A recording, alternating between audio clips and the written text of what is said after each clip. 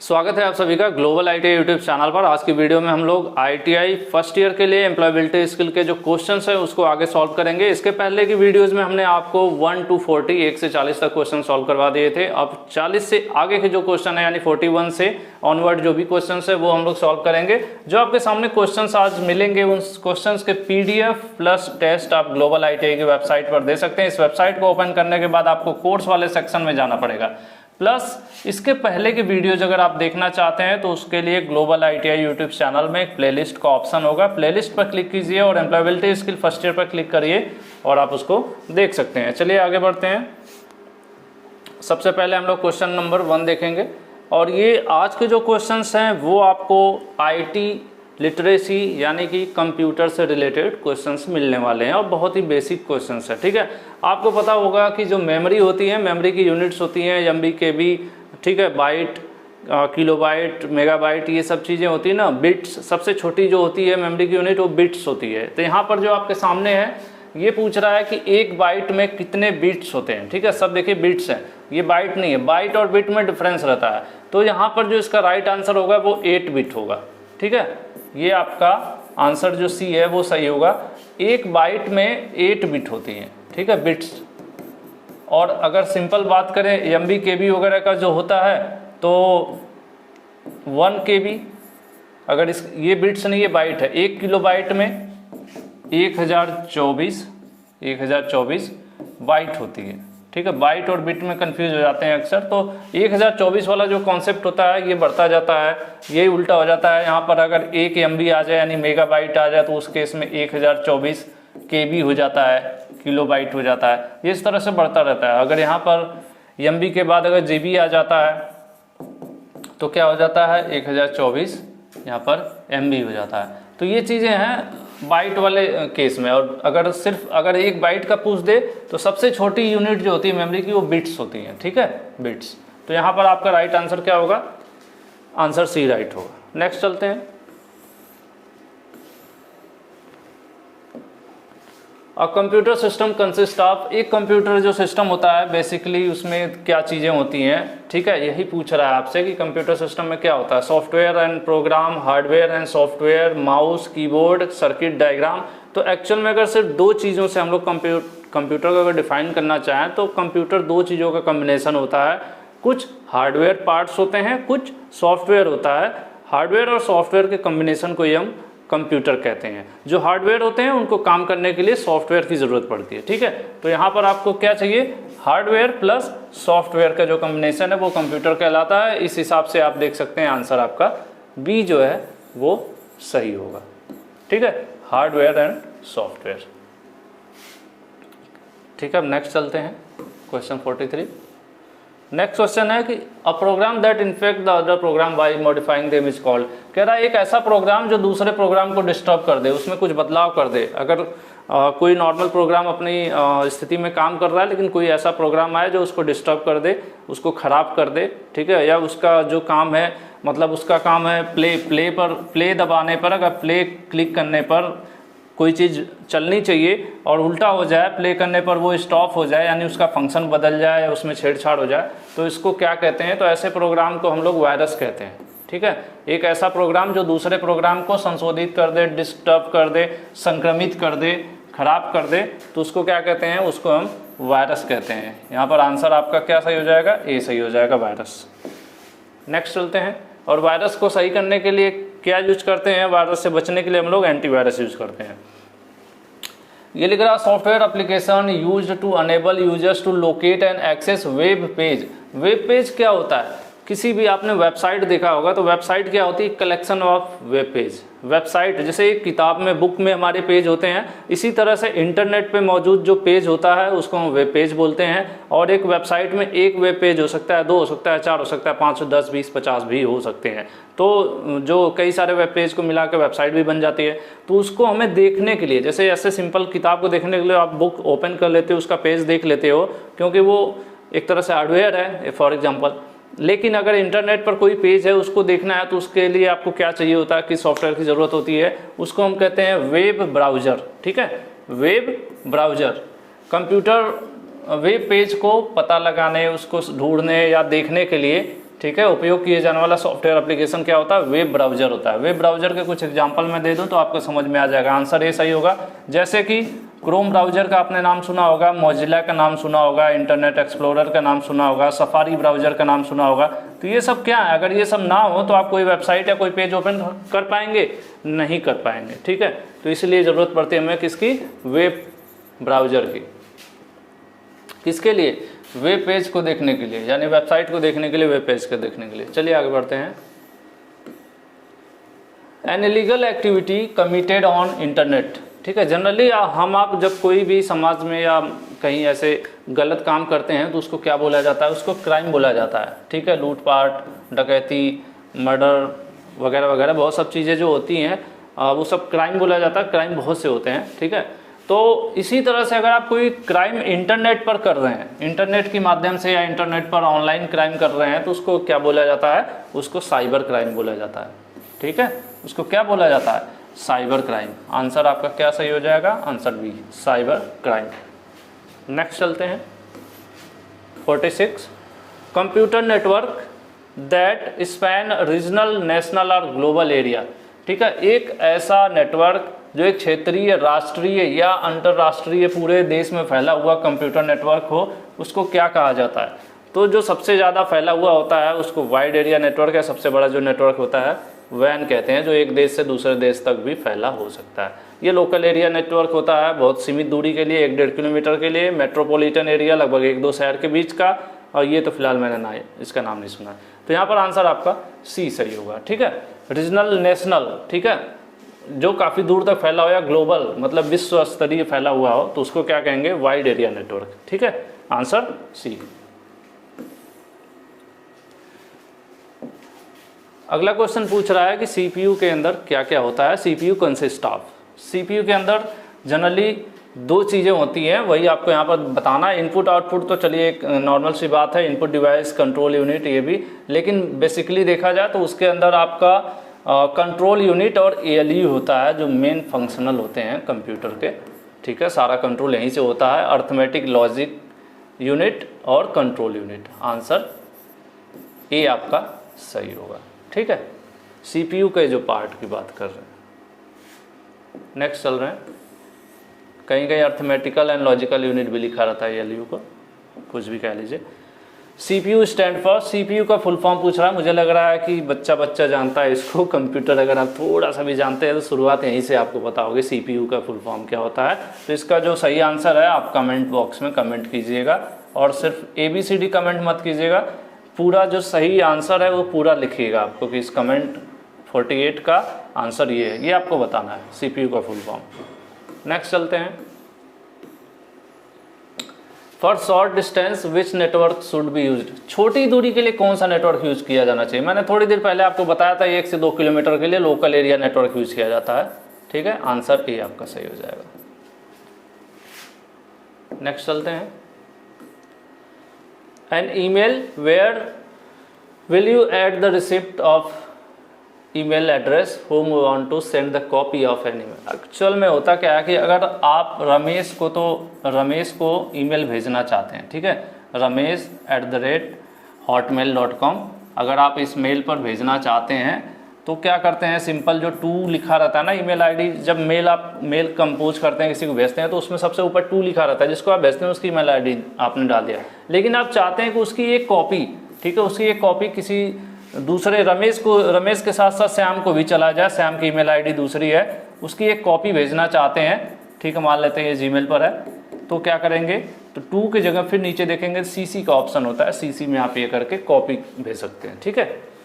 प्राप्तकर्ता का ईमेल पता कहाँ जोड़ेंगे जिससे आप ईमेल की प्रति भेजना चाहते हैं, यानी कॉपी भेजना चाहते हैं, तो CC वाले ऑप्शन में आप कर सकते हैं। आंसर बी सही होगा। नेक्स्ट चलते हैं। एक्सेल का क्वेश्चन आ गया। In Excel the intersection of row and column. Excel sheet आपने देखा होगा, ऐसे ढेर सारी लाइनें बनी होती हैं। एक्सेल अगर आपने ओपन किया होगा, ओपन किया है कि नहीं आपने? MS Excel, PowerPoint, MS Word, ये सब बेसिक कंप्यूटर हैं। एक्सेल जब भी आप ओपन करते हैं ना उसे, तो ऐसे ढेर सारा आप देखोगे लाइन बनी रहती है, 1 2 3 4 1 2 3 4 5 6 7 इस तरह से लिखा रहता है, फिर एक साइड में ABCD लिखा रहता है, ठीक है, इस तरह से लिखा रहता है 1 2 3 जो भी। तो ये कह रहा है कि ये जो लाइन है एक दूसरे को काट रही है ना, intersections of row and column, एक को रो बोला जाता है, एक को कॉलम बोला जाता है। ये जो ऐसे लाइनें होती हैं, ठीक है, ऐसे लाइन्स होते हैं, इनको रो बोला जाता है, और जो ऊपर से नीचे की तरफ लाइन आ रही है इनको कॉलम बोला जाता है, ठीक है। तो इनका इंटरसेक्शन मतलब एक दूसरे को जहाँ काट रहे हैं तो इनके बीच में एक बॉक्स बन रहा है ना, तो ये पूछ रहा है कि इस बॉक्स को क्या कहते हैं, तो इस बॉक्स को सेल कहा जाता है, ठीक है। इस बॉक्स को क्या कहा जाता है, इस बॉक्स को सेल कहा जाता है। आंसर ए आपका राइट होगा, ठीक है। नेक्स्ट चलते हैं, MS एक्सेल का नेक्स्ट क्वेश्चन है, MS Excel collection of worksheet is known as. Excel में अगर एक से ज़्यादा वर्कशीट है, मतलब एक पेज MS एक्सेल के ढेर सारे लाइन खींचे रहते हैं, चलिए अब मैं लाइन नहीं खींचूंगा, समझ लीजिए पूरी लाइन खींचिए। एक पेज है, एक पेज को हम वर्कशीट कहते हैं, ठीक है। एक पेज को वर्कशीट कहते हैं, लेकिन एक से ज़्यादा पेज हों, ढेर सारे हों, कलेक्शन ऑफ मतलब एक से ज़्यादा वर्कशीट हो गई। एक से ज़्यादा वर्कशीट को क्या कहा जाएगा, तो सिंपल सा आपने देखा होगा कि अगर आपकी अगर एक पेज रहेगा तो उसको किताब बोलेंगे, किताब नहीं बोलेंगे ना। लेकिन एक से ज़्यादा ढेर सारा पेज हो, ऐसे उसमें ढेर सारी चीज़ें लिखी हो और कई सारे पेज हो, तो आप उसको बुक बोल सकते हो। तो उसी तरह से सीट है, एक सीट से ज़्यादा जब हो जाए, यानी कलेक्शन ऑफ सीट, कई सारी सीट हैं तो उनको वर्कशीट बोल सकते हैं। सॉरी, वर्कशीट तो है ही, कई सारे वर्कशीट होंगी तो उनको वर्कबुक बोल सकते हैं आप, ठीक है। आंसर कह सकते हैं, बोलते हैं। आंसर बी आपका राइट होगा, वर्क बुक, ठीक है। नेक्स्ट चलते हैं, फिर MS एक्सेल का एक क्वेश्चन है। MS Excel in MS Excel to insert formula in a cell. होता क्या है कि जब भी एक्सेल में ऐसे बड़े बड़े बॉक्स, मतलब कई सारे बॉक्स होते हैं, अगर एक बॉक्स से हम फार्मूला सेट करना चाहते हैं, हम सोचते हैं ये A है और B है और ये C है, और हम चाहते हैं कि A में 10 लिखा है, B में क्या लिखा है, 5 लिखा है, और C में हम एंटर दबाएं और अपने आप यहाँ पे इन दोनों का जोड़ आ जाए, क्या आ जाए, C is equal to A plus B आ जाए। तो यहाँ पर हमें एक फार्मूला सेट करना पड़ेगा। फार्मूला हम सेट करेंगे, ये मान लेते हैं 1 है, ये 2 3 4 है। फार्मूला हम सेट करेंगे, फार्मूला सेट करते समय यहाँ पर टाइप करते हैं इज इक्वल टू, उसके बाद हम लिख देंगे A1 प्लस B1, क्योंकि ये पहले रो में है तो A1 B1 हो जाएगा। अब यहाँ पर ये चीज़ हिडन हो जाएगी, जब भी इस पर एंटर दबा, ये फार्मूला सेट रहेगा, तो अगर आप यहाँ पर ये सेट कर दोगे तो यहाँ पर 15 आ जाएगा, अपने आप कैलकुलेट कर लेगा कैलकुलेटर। अगर आप यहाँ पर 25 कर देते हो तो ये क्या करेगा, 35 कर देगा, मतलब यहाँ पे बार बार हमें टाइप नहीं करना पड़ेगा, कैलकुलेट कर लेगा। तो कोई भी फार्मूला सेट करने के लिए एक्सेल में सबसे पहले टाइप करना पड़ता है ये, ठीक है। अगर जोड़ सेट करना है तो A1 प्लस B1 ऐसे हम सेट कर सकते हैं। मल्टीप्लिकेशन करना है तो इसके आगे हम A1 स्टार इस तरह से, B2 या B1 कुछ भी कर सकते हैं, लेकिन कोई भी फार्मूला है उसकी स्टार्टिंग जो इज इक्वल टू का ऑप्शन होता है ना, इसी से स्टार्ट होता है। तो फार्मूला वही पूछ रहा है कि फार्मूला के लिए सबसे पहले किससे स्टार्ट करते हैं। आंसर ये होगा, इज इक्वल टू का जो निशान होता है इसके बिना फार्मूला नहीं सेट होगा, ठीक है। तो इसको सबसे पहले टाइप किया जाता है। नेक्स्ट है MS पेंट की बात कर रहे हैं। पेंट कंप्यूटर में जानते हैं ना, थोड़ा बहुत ड्राइंग अगर आपने कभी सीखा होगा तो ठीक है, नहीं तो देखा होगा। पेंट का एक ऑप्शन होता है, बहुत बेसिक सॉफ्टवेयर होता है, जिसमें थोड़ा बहुत फोटो क्रिएट करना और डायग्राम वगैरह बच्चों को बनाना सिखाया जाता है, बहुत बेसिक सा होता है। तो MS पेंट में अगर आपने कोई फ़ोटो वगैरह है उसको बनाया या फिर उसको सेव कर रहे हैं, सेव करने के बाद उसका क्या है, एक्सटेंशन कह रहा है। एक्सटेंशन कौन सा एक्सटेंशन है जो नहीं सपोर्ट करता है, तो मैं बता दूं कि जो पेंट की बात कर रहे हैं तो पेंट के लिए आप फ़ोटो समझ लीजिए, ठीक है। तो फ़ोटो का आपने क्या क्या सुना है, JPG सुना है, JPEG सुना होगा, JPG भी सुना होगा। कई जगहों पर लिखा रहता है कि फॉर्म में जो है फ़ोटो अपलोड करनी है JPG फॉर्मेट में, JPEG फॉर्मेट में, दोनों लगभग एक ही जैसे होते हैं। उसके अलावा जो GIF होता है ना, GIF भी फ़ोटो का ही एक फॉर्मेट होता है। तो ये सब जो है हमारे पेंट में सपोर्ट करते हैं, लेकिन ये जो आपका डॉक लिखा हुआ ना, ये नहीं करता है। तो ये पूछ रहा है कि कौन सा इसमें सपोर्ट नहीं करता है, नॉट सपोर्टेड, यानी MS पेंट में कौन सा जो है सपोर्ट नहीं करेगा, डॉक नहीं सपोर्ट करेगा। यहाँ पर आंसर बी है, डॉक क्यों नहीं सपोर्ट करेगा, क्योंकि जो डॉक है वो MS वर्ड या नॉर्मल जो वर्ड होते हैं उसके लिए यूज होता है। जो वर्ड होते हैं जिसमें हम लोग लेटर वगैरह टाइप करते हैं, MS वर्ड का आपने नाम सुना होगा, लेटर वगैरह टाइप करते हैं, जो सॉफ्टवेयर होता है उसका ये फॉर्मेट है डॉक, ठीक है। ठीक है। तो इसलिए इसमें पूछ रहा था कि कौन सा पेंट का नहीं है, तो पेंट का डॉक नहीं है। बाकी पेंट में ये भी खुल जाएगा, ये भी ओपन हो जाएगा, ये भी ओपन हो जाएगा। नेक्स्ट चलते हैं। In which orientation the text is printed lengthwise. कह रहा है कि अगर हम कोई पेज, एक पेज है जिसमें हम लंबाई के हिसाब से प्रिंट, अब देखिए मैं आपको बता दूं, सिंपल सा आपने पेज दिखा होगा ना, एक पेज ऐसे ही होता है ना, ये इसकी जो होती है मतलब हाइट कह लीजिए, ये चौड़ाई कह लीजिए, या इसको लंबाई कह लीजिए, इसको विड्थ कह लीजिए। ये लेंथ हो गया कि लंबा, पेज लंबा है, और ये विड्थ हो गई, ये इसकी चौड़ाई होगी। तो देखे होंगे जनरली पेज ऐसे ही होता है, पेज लंबाई होता है, चौड़ाई कम रहती है, लंबाई इस तरह से रहती है, ठीक है। तो एक पेज को प्रिंट करने की बात कर रहे हैं, ठीक है। तो अगर आप चाहते हैं कि ऐसे, इसमें क्या कह रहा है, in which orientation length text is printed in lengthwise, मतलब अगर लंबा, हमें ऐसे लंबा पेज प्रिंट करना है, अगर हम चाहते हैं कि पेज इस तरह से प्रिंट हो, ठीक है। पेज के अंदर अगर हमें लिखना, रुक जाइए, चलिए यहाँ पर नहीं दिख रहा। अगर यहाँ पर पेज 1 राम श्याम रमेश इस तरह से लिखा हुआ, हम चाहते हैं कि पेज में इस तरह से लिखा हुआ छपे, मतलब ऐसे लंबाई वाइज प्रिंट हो, तो उसके लिए जो होता है ये आपका यूज किया जाता है पोर्ट्रेट। जब भी आप प्रिंटर में जाएंगे, प्रिंट निकालेंगे, तो वहाँ पर पूछता है कि किस तरह से आपको प्रिंट करना है। या जब MS वर्ड आप बनाते हैं तो भी पेज में सेटिंग होती है ओरिएंटेशन के नाम से, ठीक है। एक सेटिंग होती है ओरिएंटेशन की, वहाँ पर दिखाता है, लैंडस्केप दिखाता है और पोर्ट्रेट। तो अगर आपको पेज को ऐसे सिंपली, जनरली हम लोग 99% हमेशा कैसे यूज करते हैं पेज को, अधिकतम हम लोग पोर्ट्रेट मोड में यूज करते हैं, सीधा सीधा। लेकिन अगर आप चाहते हैं कि यही चीज़, पेज तो वही रहेगा लेकिन ऐसे घूम जाए, ठीक है, और जो चीज़ मैंने लिखा हो कैसे लिखा हुआ जाए, ऐसे लिखा हुआ है, पेज 1 राम श्याम रमेश, तो इसको हम कहते हैं, ये तो पोर्ट्रेट मोड हो गया, ठीक है। कौन सा हो गया, पोर्ट्रेट हो गया, और इसको हम कहते हैं लैंडस्केप। अगर हम इसको ऐसे चौड़ाई वाइज प्रिंट करें, मतलब चाहें कि इस तरह से लिखा हुआ सब आए, तो उसको लैंडस्केप कहते हैं, ठीक है। यहाँ पर देखिए लिखा हुआ, लेकिन फिलहाल इसका आंसर क्या होगा, इसका आंसर सी होगा, आंसर सी, क्योंकि ये लेंथ वाइज पूछ रहा है, लेंथ के अकॉर्डिंग पूछ रहा है, ठीक है। नेक्स्ट चलते हैं। देखिए अब इसमें, देखिए इसमें विड्थ वाइज पूछा है, चौड़ाई के हिसाब से, यानी इसमें पेज कैसे प्रिंट हो, इस तरह से प्रिंट हो, रमेश राम इस तरह से, ठीक है। और इसके पहले वाले क्वेश्चन में इस तरह से बात हो रही थी, रमेश राम, ठीक है। तो इसमें इस तरह से पूछ रहा है विड्थ वाइज, तो विड्थ वाइज के लिए मैंने बताया कि लैंडस्केप मोड यूज करते हैं, ठीक है।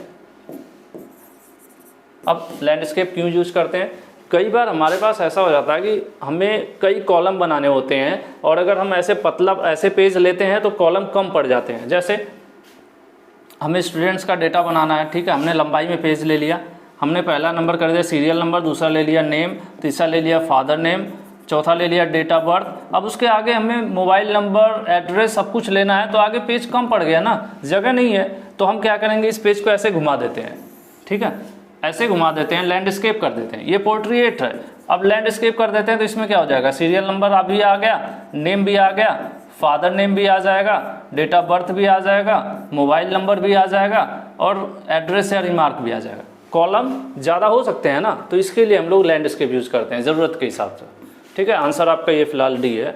चौड़ाई के हिसाब से करना है तो लैंडस्केप, और लंबाई में करना है तो पोर्ट्रेट, ठीक है। फिलहाल इसका आंसर डी है। नेक्स्ट चलते हैं क्वेश्चन पे। नेक्स्ट क्वेश्चन है program that infect the other program by modifying is called. वही पुराना क्वेश्चन, एक प्रोग्राम दूसरे प्रोग्राम को डिस्टर्ब कर दे तो उसको क्या कहते हैं, फिर उसको कहते हैं वायरस। आंसर बी सही है, ठीक है, वायरस। नेक्स्ट चलते हैं। Spreadsheet are saved with the extension. Spreadsheet को एक्सेल शीट को ही स्प्रेड शीट भी कहते हैं। जो एक्सेल होता है ना हमारा, एक्सेल में जो शीट बनती है उसको स्प्रेड शीट भी बोलते हैं। तो स्प्रेड शीट के नाम पे कंफ्यूज मत होना, MS एक्सेल की बात कर रहा है।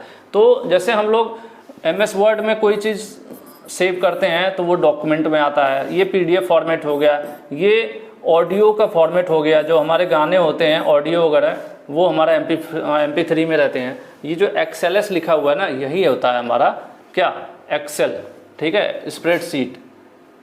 आंसर आपका ए सही होगा, स्प्रेडशीट, ठीक है। यहाँ पर पूछ रहा है कि जो स्प्रेडशीट है वो सेव करते हैं तो उसके लास्ट में क्या लिखा हुआ था। जनरली आप जब भी कभी फाइल सेव करते हो ना, सेव करोगे तो उसके आगे डॉट लिखा हुआ अपने आप आ जाएगा। अगर फोटो सेव करोगे, जैसे आप रमेश टाइप करोगे तो रमेश आगे .png अपने आप हो जाता है, ठीक है। या फिर अगर आपने MS वर्ड में कुछ बायोडाटा सेव किया है तो बायोडाटा अगर आप यहाँ पे लिखते हैं बायोडाटा तो आगे .doc अपने आप कंप्यूटर कर देता है। तो इसी तरह से जब एक्सेल में कोई भी फाइल आप सेव करोगे, जैसे आपने एक्सेल में रिजल्ट शीट सेव कर दिया, रिजल्ट शीट, तो आगे उसके देखेंगे तो .xls अपने आप लिखा हुआ आ जाएगा। ये एक्सटेंशन होता है फाइल का, ठीक है। नेक्स्ट चलते हैं। Spreadsheet are saved with the extension, same question है। Spreadsheet are saved with the extension, किस एक्सटेंशन के साथ सेव की जाती हैं? XLS। देखिए क्वेश्चंस, इसीलिए मैं कहता हूँ समझना जरूरी है, आंसर इसका सी सही होगा। देखिए सेम क्वेश्चन है, ये क्वेश्चन उस क्वेश्चन, दोनों के क्वेश्चन के सिर्फ लैंग्वेज में डिफरेंस है, सिर्फ लैंग्वेज में डिफरेंस है, सेम क्वेश्चन है, इसलिए आंसर सी। इसलिए मैं कहता हूँ समझ के पढ़िए आप लोग। हालांकि मैं इस बार की वीडियोज़ में समझाने की कोशिश कम ही कर रहा हूँ, थोड़ा फास्ट हो जाए इसलिए। The explanation of LAN is expansion, sorry expansion मतलब फुल फॉर्म पूछ रहा है।